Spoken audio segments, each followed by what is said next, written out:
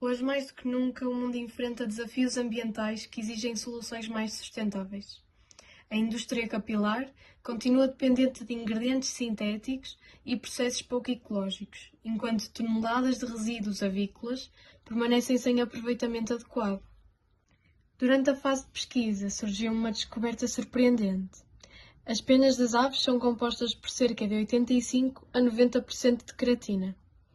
Esta descoberta demonstrou o potencial dos sistemas naturais como referência para soluções mais sustentáveis. Foi assim que nasceu o FlyHair, um projeto que propõe a criação de um pó de creatina hidrolisada obtido através de resíduos avícolas.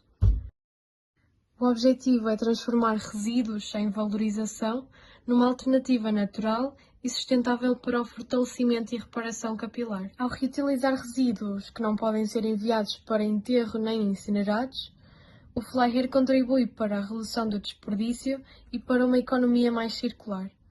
Ao mesmo tempo, oferece uma solução menos agressiva para o cabelo e para o ambiente.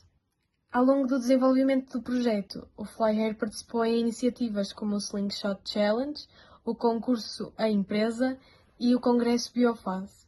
Experiências que permitiram desenvolver competências, partilhar ideias e apresentar o projeto a diferentes públicos. O FlyHair acredita que a inovação pode nascer da natureza e que pequenos projetos podem contribuir para grandes mudanças. Mais do que um produto, este projeto representa uma nova forma de pensar na sustentabilidade, na inovação e no futuro.